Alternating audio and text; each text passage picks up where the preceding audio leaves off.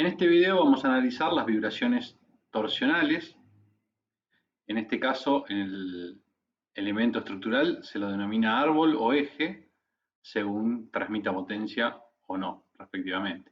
Si es un elemento estructural, un árbol, que transmite potencia de un motor a explosión, ese motor a explosión va a tener una frecuencia de funcionamiento. Por lo tanto, para que el sistema no entre en resonancia, las frecuencias naturales del árbol tendrían que ser diferentes a las frecuencias de funcionamiento de ese motor.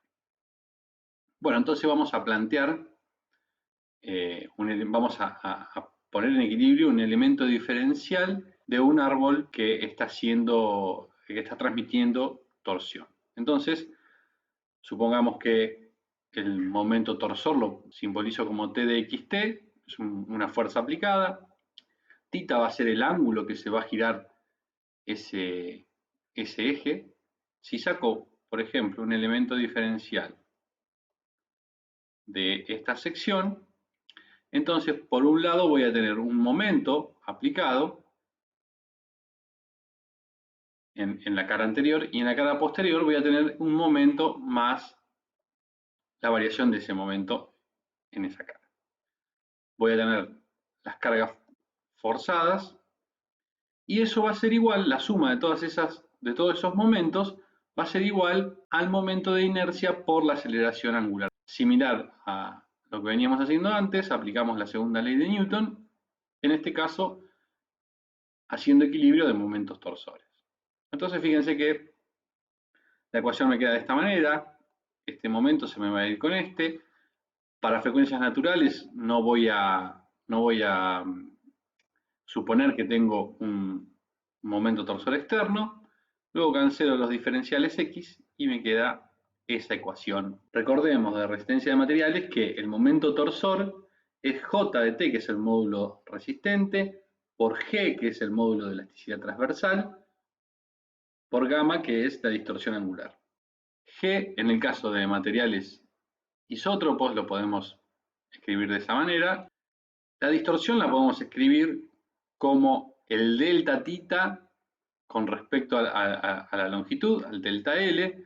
Entonces, si decimos que este ángulo es el ángulo que se mueve la barra en la cara x más delta x y este en la cara x, por lo tanto, me va a quedar que la distorsión es la derivada de tita con respecto. Bien, reemplazo todos estos términos en la ecuación que obtuve antes y me queda de esta manera. Fíjense que no he sacado estos dos valores de adentro del paréntesis porque hasta acá puedo suponer que el material puede variar con la dirección o puede variar también la forma del eje o del árbol.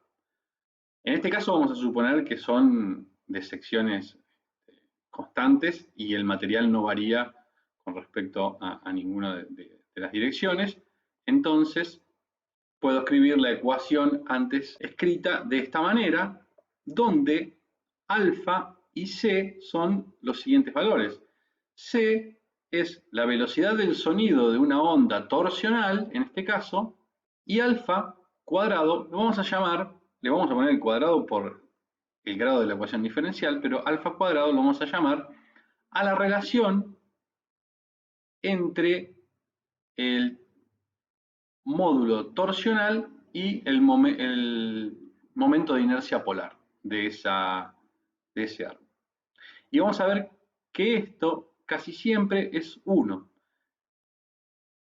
Fijémonos en esta tabla donde tenemos para diferentes secciones el módulo transversal y el momento polar.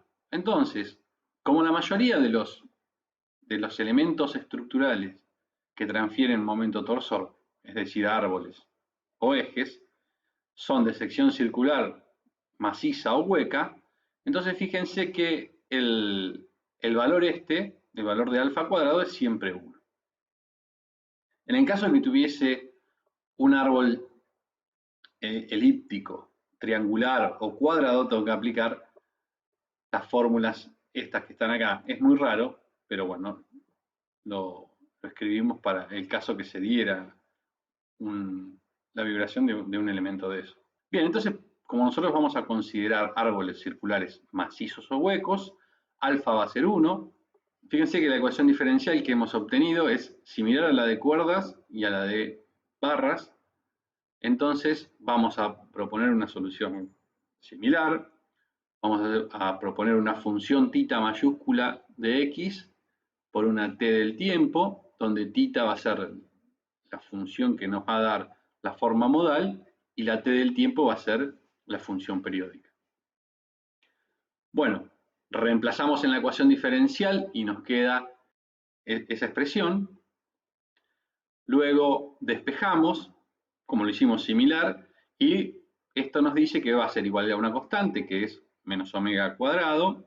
Como ya lo vimos anteriormente, no vamos a ahondar mucho en por qué es omega cuadrado. Por lo tanto, de esa expresión nos salen dos ecuaciones diferenciales, la del tiempo, cuya solución es A1 coseno de omega t más A2 seno de omega t, y la de θ, que es B1 coseno de omega x sobre c, B2 seno de omega x sobre c. Hasta acá es similar a lo que vimos en barras, y la solución nos queda el siguiente. Bien, vamos a hacer el siguiente ejercicio de vibraciones torsionales de árboles, de un árbol que está fijo en un extremo y libre en otro, para ver que es muy similar al caso de barras. Entonces, si en el extremo izquierdo está fijo, el giro es 0, y si en el extremo derecho está libre, el momento torsor es 0. Y esas dos condiciones de borde las notamos de la siguiente manera. Bien, entonces, ¿se acuerdan que había obtenido esta función de forma? La voy a hacer cumplir para la primera condición de borde, que tiene que ser θ 0 en x igual 0. Por lo tanto, me da que B1 es igual a 0. La otra condición es que la derivada de θ sea 0 en x igual L, porque no hay momento torsor aplicado. Eso nos lleva a que coseno de omega por L sobre C sea igual a 0. Fíjense que es similar al primer caso de barras que vimos.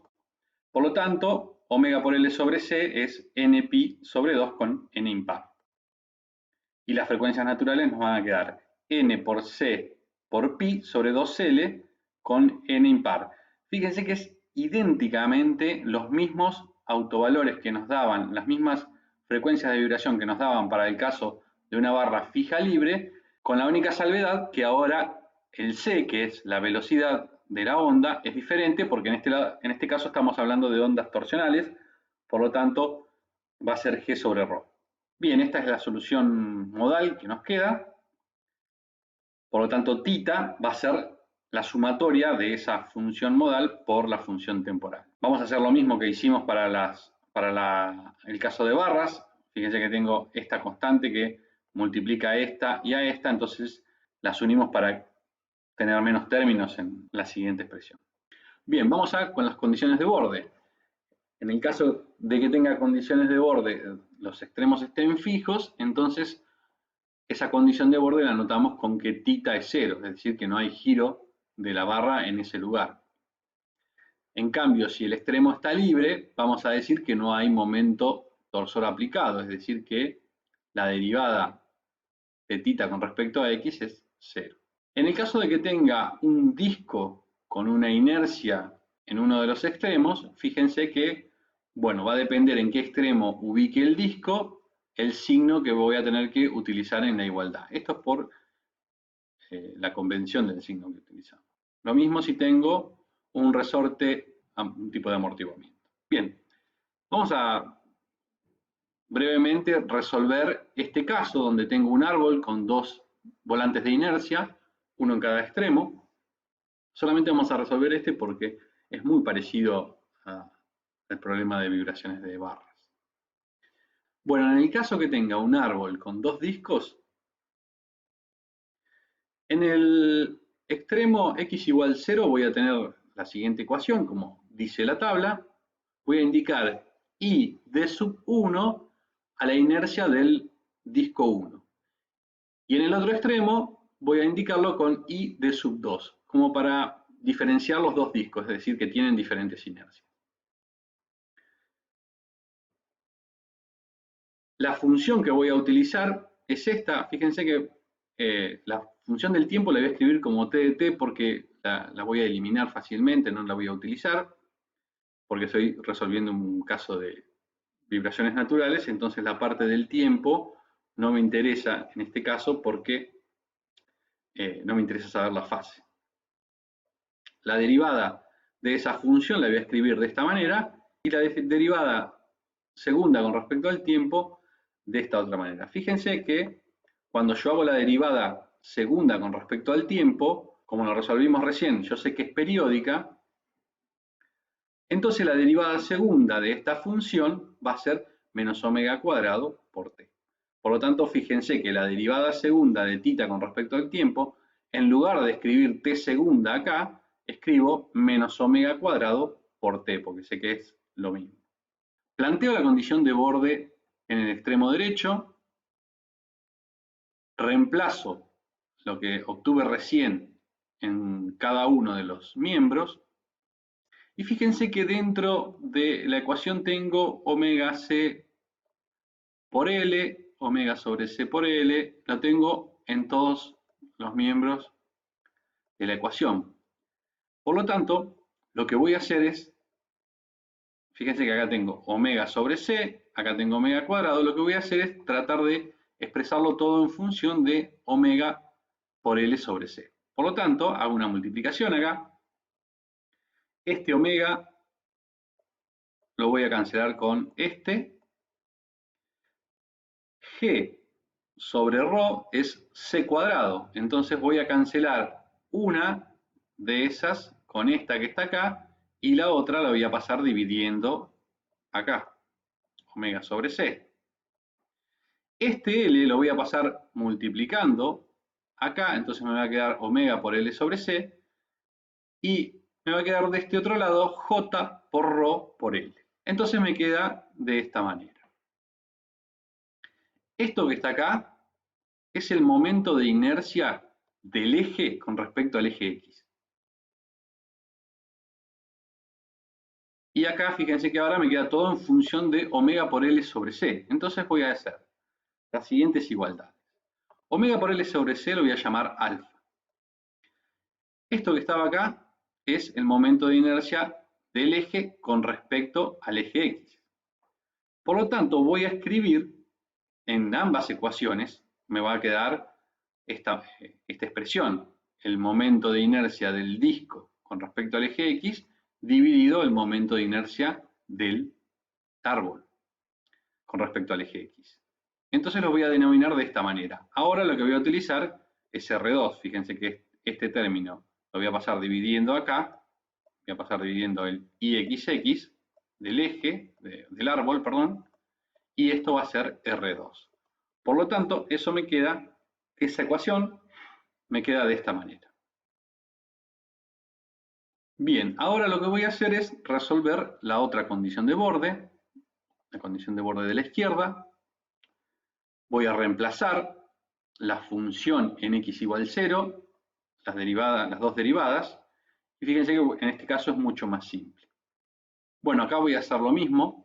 Fíjense que puedo cancelar este omega con este cuadrado acá. Voy a tener que dividir por ρ y multiplicar por ρ, por L y por L para obtener lo mismo. Entonces, si hago eso, me queda la siguiente ecuación.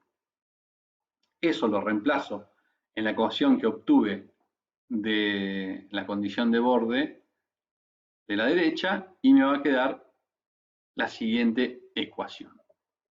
Entonces, en esta ecuación, luego de trabajar un poco esta ecuación que está acá, me queda la siguiente ecuación donde tengo que hallar los valores de alfa donde esta ecuación se hace cero. Lo que puedo hacer es graficar esta ecuación. Entonces, fíjense, para diferentes valores de las relaciones R1 y R2, obtengo las frecuencias naturales del sistema. Por ejemplo, para R igual a 1 y R2, R1 igual a 1 y R2 igual a 0,5, lo que quiero decir es que la inercia rotacional de este disco es igual que la del eje y la inercia rotacional de este disco es la mitad que la del eje. Entonces, obtengo la gráfica azul, y donde la gráfica azul se hace 0, fíjense, acá, acá, acá y acá, y en este caso también, ahí, en esos casos voy a encontrar las frecuencias naturales, es decir, son los valores de alfa donde esa ecuación se hace 0. Por lo tanto, ese valor de alfa es igual a omega por L sobre C. Y de ahí, de esa ecuación, voy a sacar los valores de omega. Este va a ser el omega 1, omega 2, omega 3, omega 4, omega 5. Y de esa manera se resuelve este problema, que es similar al que vimos de la barra fija en un extremo y con una masa en el otro extremo. Bueno, este caso es similar, lo que pasa que como en este caso tengo dos masas. Por eso es un poquito más compleja la solución allá.